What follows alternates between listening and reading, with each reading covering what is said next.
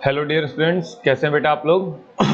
I hope आप सब बहुत अच्छे होंगे और अच्छे से पढ़ाई भी कर रहे होंगे। बेटा आज हम लोग जो चैप्टर पढ़ेंगे वो है कॉन्ग्रुएंसी ऑफ द ट्राइंगल। देखिएगा, ये चैप्टर आपको दिखाई दे रहा होगा, that is congruency of the triangle. Congruency means होता क्या है, या कॉन्ग्रुएंस मीन्स क्या होता है। ये जो लिखा हुआ है बेटा कॉन्ग्रुएंस, इसका मतलब क्या होता है। अगर मैं इसके मतलब को समझाने की कोशिश करता हूं तो मैं ये कह सकता हूं कि अगर ट्राइंगल ऑफ कॉन्ग्रुएंसी, कॉन्ग्रुएंसी किसी दो पर्टिकुलर, कॉन्ग्रुएंसी के लिए दो पर्टिकुलर चीजें चाहिए होती है, ठीक है, सेम काइंड ऑफ, जिसके बीच में आप कंपैरिजन करते हो, ठीक है। अब जैसे मान लो एक सीधी सीधी बात समझाते हैं। जैसे मान लो आपके पास एक कॉइन है 1 रुपीज का, ये एक और कॉइन है 1 रुपीज का। क्या ये दोनों कॉन्ग्रुएंट है? देखिए, कॉन्ग्रुएंट होने के लिए दो चीजें चाहिए होती हैं जिनके बीच में आप कंपैरिजन करते हैं, क्या इनका हर एक पॉइंट, इनके हर एक पॉइंट से सेम है कि नहीं है। तो आपके पास अलग अलग तरीके के कॉइन्स आते हैं, आपने देखा होगा डिफरेंट काइंड ऑफ कॉइन्स होते हैं। तो अगर मान लीजिए इसका 1 और इसके 1 की तरीके से सेम है, इसकी जो लंबाई चौड़ाई है, यानी कि जो साइज इसका है वही साइज इसका है, इसमें जो इमेजेस बनी है एक्स्ट्रा, इसमें भी वही इमेजेस बनी है, तो ये क्या हो जाएंगे? कॉन्ग्रुएंट हो जाएंगे। यानी कि कॉन्ग्रुएंसी किसी दो पर्टिकुलर चीजों का कंपैरिजन होता है, ठीक है। अगर वो कंपैरिजन सेम है तो वो कॉन्ग्रुएंट हो जाएंगे। तो वो क्या हो जाएंगे बेटा? कॉन्ग्रुएंट हो जाएंगे। यानी कि वो दोनों फिगर कॉन्ग्रुएंट फिगर या कॉन्ग्रुएंट थिंग्स हो जाती हैं। जैसे मान के चलिए जैसे एक बेसिक सी चीज है, कोई भी चीज देख लीजिए। जैसे मान लीजिए एक क्रिकेट बॉल है, वो दूसरे क्रिकेट बॉल के कॉन्ग्रुएंट हो सकती है, लेकिन एक बॉल फुटबॉल के कॉन्ग्रुएंट नहीं है। यानी कि क्रिकेट बॉल फुटबॉल के कॉन्ग्रुएंट नहीं है। क्यों? क्योंकि फुटबॉल की साइज बड़ी है और क्रिकेट बॉल की साइज छोटी है। लेकिन एक cricket ball same kind of दूसरी क्रिकेट बॉल एक दूसरे से सेम भी है और कॉन्ग्रुएंट भी है, क्योंकि वो दोनों सेम तरीके के हैं, उनकी रेडियस सेम है, उनकी साइज सेम है, उनका कलर सेम है, सब कुछ सेम है। That's why they are congruent. लेकिन अगर तुम डिफरेंट काइंड ऑफ बॉल ले रहे हो, दो अलग अलग काइंड ऑफ बॉल्स लेते हो, तो वो दोनों भी क्या है बेटा? कॉन्ग्रुएंट नहीं है, सिर्फ और सिर्फ सिमिलर है। तो कॉन्ग्रुएंट होने के लिए हर एक चीज का परफेक्टली मैच होना चाहिए, ठीक है। तो यहां पर मान लो अगर मैंने कॉन्ग्रुएंसी ऑफ लाइन को समझते हैं। जैसे मान लो अगर मैंने एक लाइन बनाई, इसका नाम दिया ए बी, और एक लाइन और बना दी, इसका नाम दे दिया पी क्यू। तो अब आप इन दोनों में देखिए, लाइन ए बी जो है वो पी क्यू से छोटी है। Line A B is less than line P Q. तो अगर ये लाइन इस लाइन से छोटी है तो ये दोनों कभी भी कॉन्ग्रुएंट नहीं होंगे। क्यों? क्योंकि इसका साइज ज्यादा है और इसका साइज कम है। तो कॉन्ग्रुएंट होने के लिए सेम साइज चाहिए। क्या चाहिए बेटा? Same size. तो अगर मान लो ये बनाया ए बी और इसने यहां से यहां तक बना दिया एक्स वाई, और ये दोनों की लेंथ क्या है बेटा? सेम है। ये दोनों की लेंथ क्या है? सेम है। मान लो ये 10 का है तो ये भी 10 का है, ठीक है, सॉरी सेंटीमीटर सेंटीमीटर, ठीक है। तो इसका मतलब अगर 10 सेंटीमीटर की ए बी लाइन है तो 10 सेंटीमीटर की एक्स वाई लाइन भी है। तो ये दोनों क्या हो गए बेटा? कॉन्ग्रुएंट हो गए। ये दोनों क्या हो गए? कॉन्ग्रुएंट हो गए, ठीक है। अदरवाइज ये दोनों कॉन्ग्रुएंट नहीं है। क्यों? क्योंकि एक छोटी है और एक बड़ी है, ठीक है। यानी कि लाइन की कॉन्ग्रुएंसी तभी निकलती है जब लाइन की साइज क्या होती है? सेम होती है। यानी कि अगर कोई भी दो लाइन, ध्यान दीजिएगा बेटा, ध्यान से सुनना, नहीं तो गलतियां आप लोग करते हो, इसलिए कॉन्सेप्ट हमेशा क्लियर रखो। अगर दो लाइंस आपस में इक्वल है तो वो क्या हो जाएंगी? कॉन्ग्रुएंट। अगर दो कॉन्ग्रुएंट लाइंस हैं तो इसका मतलब उनकी लेंथ भी क्या होगी बेटा? इक्वल होगी, यानी कि अपोजिट भी होगा, ठीक है। तो देखिएगा यहां पर लिख रहा है, मैं इस साइज को थोड़ा सा और बड़ा करता हूं ताकि आपको समझ में आ जाए, आपको क्लियरली दिखाई देगा। यहां से देखिएगा, यहां पर सीधे सीधे लिख रहा है, क्या कह रहा है? If two line segment have the same या equal length they are congruent, and also if two line segment are congruent they have equal same length. यानी कि दो लाइन अगर इक्वल है तो कॉन्ग्रुएंट होंगी, और अगर कॉन्ग्रुएंट है तो इक्वल भी होंगी, ठीक है। यानी कि अगर मान लो दो लाइन कॉन्ग्रुएंट है और पहली लाइन 5 सेंटीमीटर की है तो दूसरी लाइन कितनी होगी? 5 की होगी, क्योंकि दोनों कॉन्ग्रुएंट है। समझ में आया? Okay, very good. अब यहां बात करते हैं बेटा कॉन्ग्रुएंसी ऑफ एंगल की, यानी कि कॉन्ग्रुएंट एंगल्स की बात करते हैं। एंगल्स की कॉन्ग्रुएंसी कैसे निकलती है? आपको मालूम होता है कि एंगल्स दो लाइन के बीच में बनता है, तो एंगल की कॉन्ग्रुएंसी कैसे निकलती है इसको थोड़ा सा समझते हैं। तो यहाँ पर कुछ बेसिक इमेजेस बनाकर आपको समझाया गया है कि ये कॉन्ग्रुएंट है, ये दोनों कॉन्ग्रुएंट नहीं है। तो कॉन्ग्रुएंट के लिए आपको दो एंगल चाहिए, दोनों के बीच में कंपैरिजन चाहिए। तो देखिएगा, एक पहला एंगल लिया गया है एंगल ABC, ये कितने डिग्री का बेटा? 40 डिग्री का। ये एंगल कितने डिग्री का है? 40 डिग्री का एंगल। और दूसरा एंगल है PQR, ये एंगल भी 40 डिग्री का है। यानी कि अब यहां लाइन से मतलब नहीं रख रहे हैं हम लोग, एंगल से मतलब रख रहे हैं सिर्फ। तो ये अगर 40 डिग्री का एंगल है तो ये भी 40 डिग्री का एंगल है, तो ये दोनों क्या हो गया बेटा? कॉन्ग्रुएंट हो गया। लेकिन अगर ये 30 डिग्री का एंगल है और ये 40 डिग्री का एंगल है तो सेम एंगल है क्या? नहीं, डिफरेंट एंगल्स हैं, तो ये दोनों कॉन्ग्रुएंट नहीं हुए। अब समझिएगा बच्चों, कंफ्यूज मत होना। फिगर के अकॉर्डिंग मैं देखता हूं बच्चे कंफ्यूज बहुत होते हैं इस चैप्टर में। मान लीजिए एक एंगल यहां दे दिया है 40 डिग्री का, ABC, और दूसरा फिगर यहां बनाया है इस तरीके से, और ये भी 40 डिग्री का है। इसका नाम दे दिया X Y Z। अब क्या एंगल B एंगल Y के कॉन्ग्रुएंट है? हाँ है बेटा, हमें सिर्फ एंगल को कंपैरिजन करना है। अगर ये 40 डिग्री है तो ये भी 40 डिग्री है कि नहीं है। अब ये किस तरीके से, किस एंगल पर रोटेट होकर बना है, कितना मतलब टेढ़ा मेढ़ा बना है कि क्या बना है, मतलब नहीं है। एंगल 40 डिग्री है, यहां पर भी है, देन इट इज कॉन्ग्रुएंट। यानी कि यहां पर angle ABC congruent angle XYZ। अब कॉन्ग्रुएंसी का साइन आप ऐसे लगाते हैं, समझिएगा। आप ऐसे लिखेंगे एंगल ABC कॉन्ग्रुएंट के लिए पहले एक वेव टाइप का बनाते हैं छोटा सा, फिर इक्वल टू का साइन लगाते हैं, फिर लिखेंगे एंगल XYZ। ये होता है कॉन्ग्रुएंसी का सिंबल, यानी कि इक्वल टू का साइन और उसके ऊपर एक छोटी सी वेव। ठीक है, ये इस तरीके की वेव बना लेंगे, आपका कॉन्ग्रुएंसी का साइन हो जाता है। ठीक है बेटा, तो आपको कॉन्ग्रुएंसी का साइन कैसे बनाएंगे? इक्वल टू का साइन और इसके ऊपर एक छोटी सी वेव, इस तरीके से। ये होता है कॉन्ग्रुएंसी का सिंबल। तो यहां पर आप angle B is congruent to angle C Y लिख दिया। क्यों? क्योंकि ये भी 40 डिग्री था और ये भी 40 डिग्री है, एंगल सेम है, चाहे जैसे बने। That is the congruency. Okay बेटा, आगे। अब इसी तरीके से एंगल्स की कॉन्ग्रुएंसी हम निकाल लेंगे, लाइन की कॉन्ग्रुएंसी निकाल लेंगे। टेढ़ी मेढ़ी कैसे भी रहे, लेकिन अगर साइज सेम है, कर्व्ड नहीं होनी चाहिए, याद रखिएगा, कर्व्ड नहीं होनी चाहिए, साइज सेम है तो वो कॉन्ग्रुएंट है। ठीक है, अब देखो लाइन मैंने बोला सेम होनी चाहिए, तो कंफ्यूज मत होना। जैसे मान लो मैं एक एग्जांपल देता हूं, मान लो एक लाइन है AB और इसकी लेंथ है 10 सेंटीमीटर, और एक लाइन है ये, और यहां दिया है 5 सेंटीमीटर और यहां दे दिया है 5 सेंटीमीटर, टोटल लेंथ इसकी भी 10 है। तो क्या ये दोनों कॉन्ग्रुएंट है? नहीं, ये दोनों कॉन्ग्रुएंट नहीं है। क्यों? क्योंकि ये एक स्ट्रेट लाइन है और ये स्ट्रेट लाइन नहीं है, ये टू लाइंस का पेयर है।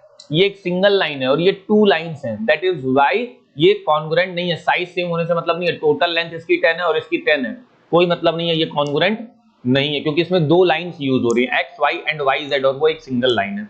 तो आप एक सिंगल लाइन की लेंथ देखेंगे। ओके बेटा, ओके, वेरी गुड। नेक्स्ट आगे देखते हैं। ओके, अब यहां हम बात करेंगे बेटा कॉन्ग्रुएंसी ऑफ ट्राइंगल की। ट्राइंगल के कॉन्ग्रुएंस की बात करते हैं, तो कोई ट्राइंगल कॉन्ग्रुएंट कब होता है इसको थोड़ा समझते हैं।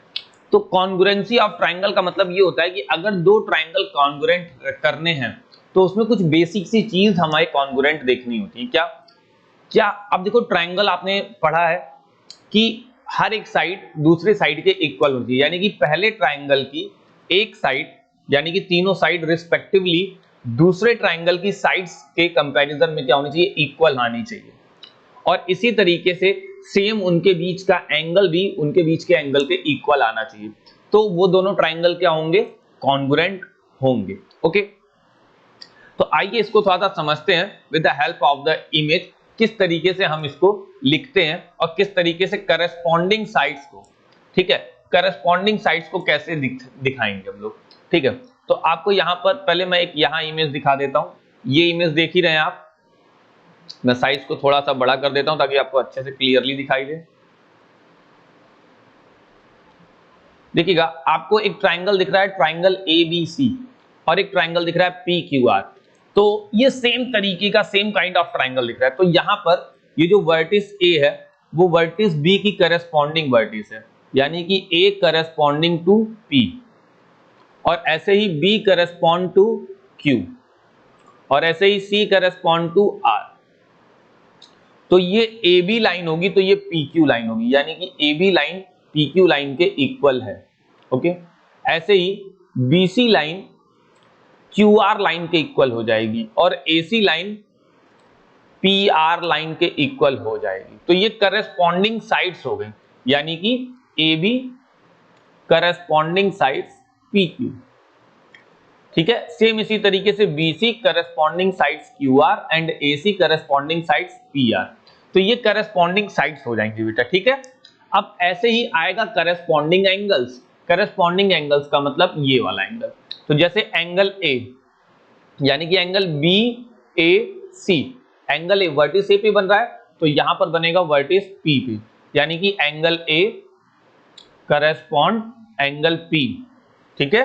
सेम ऐसे ही B और C के लिए निकालेंगे, तो B का Q हो गया और C का R हो गया, ठीक है। तो ये एंगल इस एंगल के इक्वल हो गया, ये एंगल इस एंगल के इक्वल हो गया बेटा, और हमारा एंगल C एंगल R के इक्वल हो गया। तो हमने इन एंगल्स का भी देख लिया करस्पॉन्डिंग इक्वल है। तो अगर इतनी चीजें चेक करने के बाद ये सारी चीजें इक्वल आती हैं तो हम कहते हैं कि ट्राइंगल्स कॉन्ग्रुएंट हैं, अदरवाइज ट्राइंगल कॉन्ग्रुएंट नहीं है। देन इट मींस टू से उनके बीच का एंगल भी उसी लाइन के बीच के इक्वल होना चाहिए। आगे हम समझते हैं बेटा। अब देखिएगा यहां पर एक फिगर दिया है, एक एग्जांपल दिया है, क्या रहा है, triangle ABC and PQR are congruent under the correspondence of ABC respected RQP। तो देखो ABC को RQP के साथ रिस्पेक्ट कर रहा है। Write the parts of ABC that correspond to PQ। तो ABC, तो आप एक बेसिक, जरूरी नहीं है कि आप इसकी तरीके से ट्राइंगल बनाइए, आप एक जनरल ट्राइंगल बनाए हैं ABC, ABC। तो यहां ऑर्डर क्या है ABC और दूसरा ऑर्डर क्या है RQP। आपने यहां एक दूसरा ट्राइंगल बनाया जिसका नाम RQP, यानी कि A का करस्पॉन्ड R, B का करस्पॉन्ड Q और C का करस्पॉन्ड P, ठीक है। यानी कि A का करस्पॉन्ड क्या है बेटा R है, और B का क्या है Q है, और C का क्या है P है। क्यों? क्योंकि ऑर्डर वही लिखा हुआ है। तो कह रहा है PQ का करस्पॉन्डेंस, तो PQ लाइन ये है, तो PQ का करस्पॉन्डेंस BC, तो PQ का करस्पॉन्डेंस क्या हो जाएगा BC, तो लिखोगे PQ correspondence BC। Second angle Q, angle Q यहां है तो इसका मतलब एंगल B, तो angle Q correspondence angle B। RP ये है, तो दैट इज AC, तो RP करस्पॉन्डेंस AC। इस तरीके से आप करस्पॉन्डेंस को निकालकर लिख लेते हैं। आई होप आपको समझ में आ गया होगा ये चीज, किस तरीके से करस्पॉन्डेंस हम लोग निकालते हैं। आ गया ना? Okay next. अब आगे देखते हैं, एक एक्सरसाइज है, बहुत छोटी सी एक्सरसाइज है, इसके क्वेश्चंस हम लोग देख लेंगे, ठीक है। बहुत छोटी सी एक्सरसाइज है, बहुत आराम से कर लोगे। अगर आपके पास कोई साइड बुक है बेटा तो थोड़ा सा केयरफुल रहिएगा, क्योंकि साइड बुक में कुछ और अच्छे क्वेश्चंस भी मिल जाते हैं। तो हमें करना जरूर है, प्रैक्टिस करते रहिए, गलतियां होंगी होने दीजिए, गलतियों हो रही हैं 2 बार 3 बार क्वेश्चंस ट्राई करिए, नहीं आता है बार बार ट्राई करिए, ठीक है। लेकिन कभी भी ये मत सोचिएगा क्वेश्चन आ ही नहीं रहा। कुछ बच्चों को मैंने देखा है वो क्वेश्चन पढ़ते हैं, कहते हैं सर समझ में ही नहीं आ रहा है। अरे भाई तुमने क्वेश्चन पढ़ा, समझ में नहीं आ रहा है, तुम कोशिश करो, नहीं समझ में आ रहा है ना तो कोशिश करो, गलत करोगे इतना ही होगा। अगर नहीं समझ में आ रहा है तो क्वेश्चन गलत करोगे, सॉल्व करोगे। तो जब तुम एक बार गलती करोगे तो उसको दूसरे तरीके से सॉल्व करो, फिर गलत हुआ फिर तीसरे तरीके से सॉल्व करो। जब वह तुम्हारा आंसर आ जाएगा तो तुमको समझ में आएगा कि तुमने क्वेश्चन क्या समझा था। और एक बार अगर सही हो जाएगा बेटा तो गलतियां होने के चांसेस कम हो जाएंगे, ठीक है। अब हम आते हैं एक्सरसाइज 7.1 पर। 7.1, तो 7.1 क्या कह रहा है देखिएगा, मैं थोड़ी सी इमेज को बड़ा करता हूं। देखिएगा क्या कह रहा है, ये कह रहा है कंप्लीट द फॉलोइंग स्टेटमेंट, हमें स्टेटमेंट को कंप्लीट करना है। कंप्लीट द फॉलोइंग स्टेटमेंट कह रहा है two line segment are congruent if their lengths are equal, if their length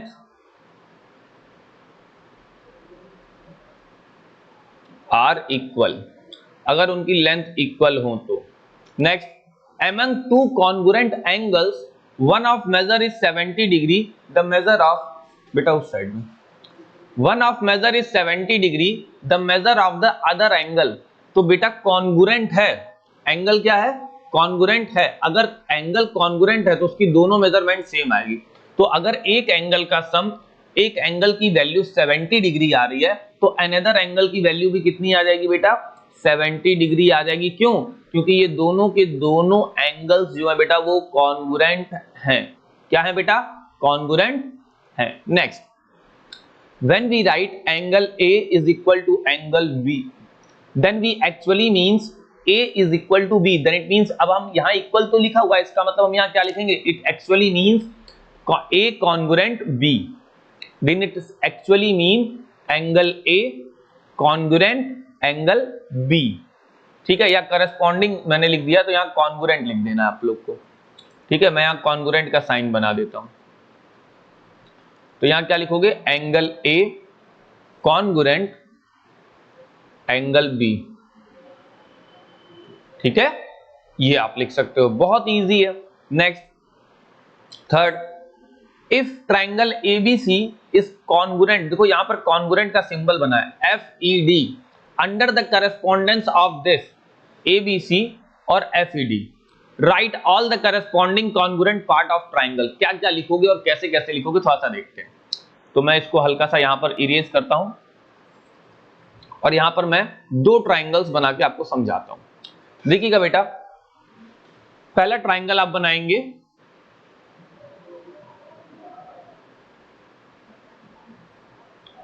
इसका नाम आपने दे दिया ABC, ABC। दूसरा ट्राइंगल आप बनाएंगे, दूसरे ट्राइंगल का नाम आपने क्या दे दिया, FED, FED। अब यहां पर इसके करस्पॉन्डेंसी दे रहा है कि A F से, B E से और D और C D से, तो यहां लिखिए करस्पॉन्डेंसी। तो आप 1 बाय 1 करस्पॉन्डेंसी लिखेंगे। क्या लिखेंगे, कैसे कैसे लिखेंगे, ठीक है। Angle A correspondence angle B, sorry angle F, पहला, यानी कि A करस्पॉन्डेंस F है तो एंगल का साइन आप बना लेंगे, B करस्पॉन्डेंस E है और C करस्पॉन्डेंस D है, बन गया। दूसरा, AB की जो साइड है वो करस्पॉन्डेंस है FE से। दूसरा, BC की जो साइड है वो करस्पॉन्डेंस है ED से, ठीक है। तीसरा, AC की जो साइड है वो FD से करस्पॉन्डेंस है। ये सब कुछ आपने करस्पॉन्डेंसी लिख दी, ठीक है। एंगल तो पॉइंट्स लिख दिया, ऐसे ही एंगल भी करस्पॉन्डेंस है। तो हर एक चीज, हर एक पॉइंट की क्या है, करस्पॉन्डेंस है। अब आप पॉइंट्स के साथ यहां एंगल्स का सिंबल बना लेना तो आपका काम हो जाएगा, ठीक है। तो ये सारी चीजें आपने नोट डाउन कर दी। कितना इजी था, बहुत इजी है। इससे रिलेटेड क्वेश्चन 4 5 6 क्वेश्चन अगर हम और लगाएंगे तो बहुत इजी हो जाएगा बेटा, ठीक है। नेक्स्ट देखते हैं क्वेश्चन नंबर 4। जी सर। बच्चे कह रहे हैं टीचर्स डे, ओके, सॉरी बच्चा, थोड़ा सा डिस्टर्बेंस हो गया था, सॉरी। आगे देखते हैं नेक्स्ट क्वेश्चन क्या कह रहा है, ध्यान दीजिएगा। अब next question is question number 4, कह रहा है इफ DEF कॉन्ग्रुएंस BCA। अब आपको सेम ऐसे ही ट्राइंगल बनाना है, ट्राइंगल का नाम सीरीज वाइज देना है DEF और BCA। तो इसका मतलब ये जो ट्राइंगल DEF आएगा वो कॉन्ग्रुएंस BCA के आ जाएगा, ठीक है।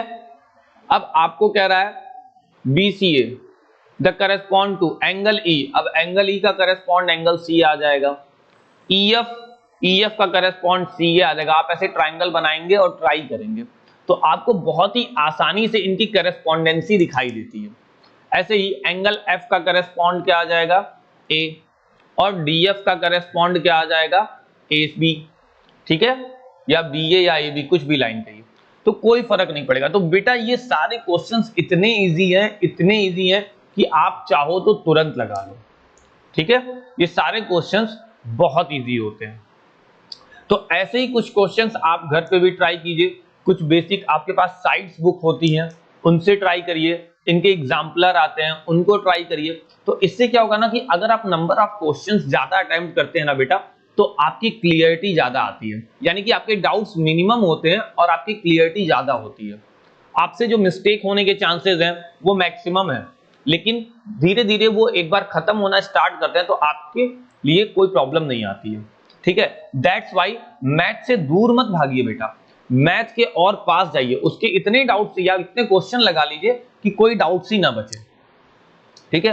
अगर आप मैथ में ये सोचेंगे कि 2-3 क्वेश्चन लगा के काम चला जाएगा, तो बेटा मैथ में डिफरेंट टाइप ऑफ क्वेश्चंस आते हैं, तो आप 2-3 टाइप के ही क्वेश्चन लगा पाते हैं, नेक्स्ट आया तो आप नहीं कर पाएंगे। तो इसलिए मैथ से दूर मत भागो। अगर मैथ नहीं भी आती है कोई बात नहीं बेटा, तुम एक बार मैथ के साथ लड़ाई कर लो एकदम अच्छे से, ठीक है। उसके क्वेश्चंस को बस अटेम्प्ट करना है तो करना है, वो आंसर आए या ना आए, गलत आएगा दूसरी तरीके से करेंगे, फिर गलत आएगा फिर दूसरी तरीके से करेंगे, नहीं समझ में आ रहा टीचर से पूछेंगे, लेकिन पहले कोशिश करेंगे फिर पूछेंगे। ऐसा नहीं बुक में क्वेश्चन पढ़ लिए और सर समझ में नहीं आ रहा इसलिए किए नहीं। अरे भाई क्या नहीं समझ में आ रहा है, पहले लिखो, जितना तुम्हें समझ में आ रहा है उतना करो, ठीक है। करो, गलतियां करो और सीखो, क्योंकि मैथ से बेटा जितना दूर भागोगे मैथ उतना डराएगा, और एक बार मैथ आ गई ना तो फिर मैथ डर के भागेगा तुमसे, ठीक है। तो बेटा कोई भी प्रॉब्लम हो आप उसको डरिए मत, करिए और क्वेश्चंस अटेम्प्ट करना सीखिए। तो आप डेली बेसिस पे 5-6 क्वेश्चंस की प्रैक्टिस तो रोज किया करिए, ये आपके लिए बहुत बेनिफिशियल रहेगा बेटा, ठीक है।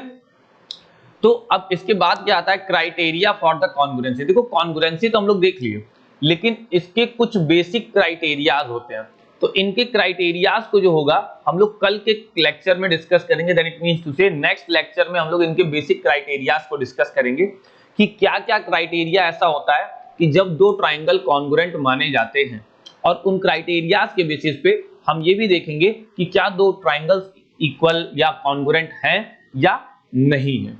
ओके बेटा, तो आप एकदम डरिए मत, एकदम निश्चिंत होकर काम करिए, एक्सरसाइज करिए। ओके, तो फिलहाल बेटा आज के लेक्चर में हम लोग इतना ही देखेंगे, फिर मिलते हैं नेक्स्ट लेक्चर में जिसमें हम लोग बात करेंगे criteria for the congruency of triangle. Okay, bye bye बेटा।